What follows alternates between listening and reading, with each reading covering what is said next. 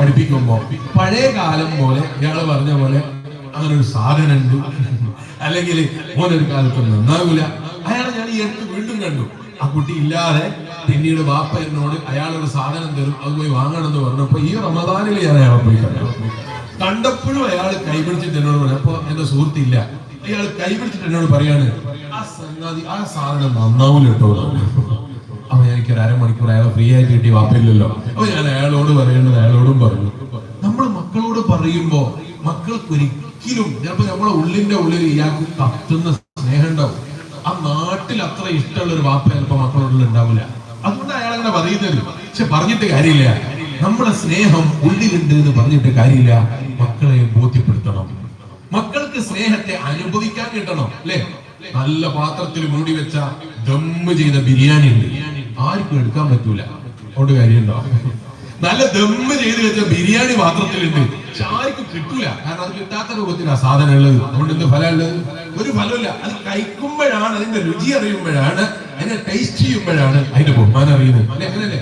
ഇതുപോലെ ഒരു സ്നേഹമുള്ള ഭാര്യയാണെങ്കിൽ, സ്നേഹമുള്ള ഭർത്താവാണെങ്കിൽ, സ്നേഹമുള്ള വാപ്പയാണെങ്കിൽ, സ്നേഹമുള്ള മകനാണെങ്കിൽ, ആ സ്നേഹം സ്പ്രെഡ് ചെയ്യുന്ന രൂപത്തിലാകണം വാക്കുകൾ.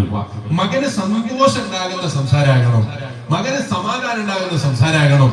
ചിലപ്പോൾ ആ കുട്ടിയിൽ ചില പോരായ്മകൾ ഉണ്ടാകാം, അത് അവനെ കൂട്ടിപ്പിടിച്ച് അണച്ചു ചേർത്ത് ആരുമില്ലാത്ത സമയത്ത് നല്ല മൂഡ് നോക്കി അവർക്ക് ഇഷ്ടപ്പെടുന്ന കുറച്ച് കാര്യങ്ങളൊക്കെ പറയുന്നതിന്റെ ഇടയിൽ ഇങ്ങനൊക്കെ സന്തോഷമുള്ളത് ഉണ്ടായാലും നീ ഇതും കൂടി ശ്രദ്ധിച്ചിരുന്നെങ്കിൽ എനിക്ക് ഭയങ്കര സന്തോഷമാകുമായിരുന്നു എന്നൊരു വാക്കാണ് പറയുന്നതെങ്കിൽ ആ മകനെ മാറ്റാൻ വേറൊന്നും വേണ്ടി വരില്ല. ഹബീബായ അഷ്റഫുൽ ഖൽഖ് മുഹമ്മദ് റസൂലുള്ളാഹി വന്നോ? അഷ്റഫുൽ ഖൽഖ് മുഹമ്മദ് റസൂലുള്ളാഹി സ്വല്ലല്ലാഹു അലൈഹി വസല്ലം തങ്ങളുടെ സദസ്സിലേക്ക് ഒരു സഹാബി വന്നു. അയാളുടെ മുടി ഭയങ്കര നീളം, പെരടിയിലെ താഴോട്ടേക്ക് താഴ്ന്ന രൂപത്തിൽ മുടിയായിട്ട് വന്നു. നബി സല്ലല്ലാഹു അലൈഹി വസല്ലം സദസ്സിൽ വന്നപ്പോൾ നബി സല്ലല്ലാഹു അലൈഹി വസല്ലം എല്ലാവരും മുന്നിൽ എന്താ മുടി ഇത്ര നീളം, വെട്ടിയിട്ട് വന്നാൽ മതി, ക്ലാസ് കയറ്റൂല. ഈ ശൈലി നബി സല്ലല്ലാഹു അലൈഹി വസല്ലം സ്വീകരിച്ചില്ല. മറിച്ച് എന്ത് ചെയ്തു? നാളെ ക്ലാസ്സിലെ പുറത്താന് ബാപ്പ സെക്രട്ടറി ആണെന്ന് എന്നോട് പറയണ്ട, ബാപ്പ മദ്രസന്റെ സെക്രട്ടറി ആണെന്ന് ഇവിടെ പറഞ്ഞിട്ട് കാര്യമില്ല. ഇവിടെ സെക്രട്ടറിയും പ്രസിഡന്റും ട്രഷററും ശമ്പളം കൊടുക്കുന്നവരൊക്കെ കണക്കല്ലേ. നാളെ മുടിവെട്ടാണ്ട് മുട്ട വെച്ചിട്ട് ക്ലാസ്സിൽ വന്നാൽ മതി. അങ്ങനെ ഞങ്ങളായിട്ട് പറയാം. ഇവിടെ എന്താ പറയാ? മുടി മുണ്ടനം ചെയ്യുന്നതിനോട് എന്താ പറയാ? മുട്ട അടിക്കാന്ന് പറയാ, ഇല്ല പൊട്ട അടിക്കാൻ. എന്താ പറയാ? മുട്ട അടിക്കാൻ. മുട്ട മേടിച്ചിട്ട് വന്നാൽ മതി എന്ന് ഭീഷണിപ്പെടുത്തുകയല്ല വേണ്ടത്. നബി സല്ലല്ലാഹു അലൈഹി വസല്ലം പറഞ്ഞു, ഇത്ര നല്ലൊരാളെ ഞാൻ കണ്ടിട്ടില്ല.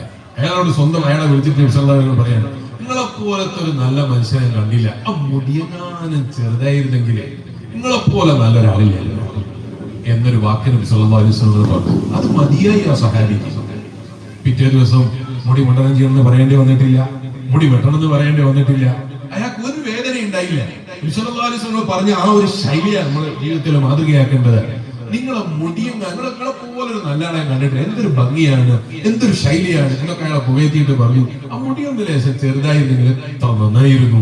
അത് മതിയായി ആ സഹാബി. ഇതാകണം നമ്മുടെ ശൈലി. നമ്മുടെ വീടുകളിലായാലും, നമ്മുടെ പഠന കേന്ദ്രങ്ങളിലായാലും, നമ്മുടെ സംസ്കാര കേന്ദ്രങ്ങളിലായാലും, പള്ളിയിലായാലും.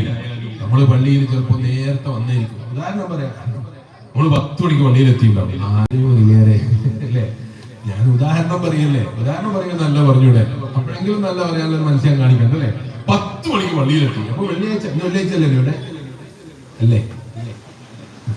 10 മണിക്ക് പള്ളിയിലെത്തി. നമ്മള് നേരത്തെ പള്ളിയിലെത്തിയാണേ. ജുമുഅ തുടങ്ങാൻ നോക്കുമ്പോണ്ട് നമ്മളെ കാലിനെടുത്തോ കൈ കൊണ്ടൊന്ന് തട്ടാ, ഒന്ന് അഡ്ജസ്റ്റ് ചെയ്തിട്ട് എന്താ നേരത്തെ ഒന്നൂടെ ചോദിച്ചിട്ടില്ല. മനസ്സിലപ്പം അങ്ങനെ തോന്നുക, ഞാൻ 10 മണിക്കേ വന്നിരുന്നതാ, കാക്കാക്ക് എന്താ നേരത്തെ വന്നൂടെ, നേരത്തെ വന്ന എന്താ പറ്റല്? നമുക്ക് ഭയങ്കര നോക്കായിരിക്കും. നമ്മളെന്നെ ഒരു ദിവസം പള്ളിയിൽ പോയി, അന്ന് നമ്മളെന്തോ തിരക്കായിട്ട് പള്ളിയിലിട്ടാൽ ലേറ്റ് ആയിട്ട്. അപ്പൊ നമ്മക്കാണെങ്കിൽ ഈ ബേക്കിൽ ഇരുന്നിട്ട് നടക്കില്ല. കാരണം നമ്മൾ നേരത്തെ പള്ളിയിൽ പോകുന്ന ആളാണല്ലോ, നമുക്ക് മുന്നിൽ ഇരിക്കണം, അല്ലെ മനസ്സിനൊരു സുഖം കിട്ടൂല. അല്ലെ, അങ്ങനല്ലേ? നമ്മൾ സാധാരണ പങ്കെടുക്കുന്ന പള്ളിയിൽ തന്നെ എത്തണം, ആ പള്ളിയിൽ അസഫ് തന്നെ എത്തണം. നമുക്കൊക്കെ ആഗ്രഹം ഉണ്ടാവും, അത് ഓരോരുത്തരുടെ സ്വഭാവ ശൈലിയാണ്, നല്ലതാണ്. അങ്ങനെ ഇയാള് വർക്ക് മുന്നിലേക്ക് നോക്കുമ്പോൾ അടയൊന്നും സ്ഥലമില്ല. അപ്പൊ ഇയാള് കൈകൊണ്ട് ഇങ്ങനെ വെക്കുമ്പോ ഇയാളെ മനസ്സിൽ തോന്നിയോ, പഠിച്ചോനെ ഞാൻ കഴിഞ്ഞ ആഴ്ച ഒരാളെ പറ്റി ഇങ്ങനെ വിചാരിച്ചില്ലേ, ഞാൻ അങ്ങനെ വിചാരിക്കില്ലെന്ന് തോന്നിയോ? ഇല്ല. അയാള് എന്താ ഞാൻ എപ്പോ നേരത്തെ വരുന്നില്ല, എന്താ അയാൾക്ക് അങ്ങോട്ട് ഇരുന്നാല് ഈ ചിന്താഗതി ആകരുത്. ഞാനാണെങ്കിൽ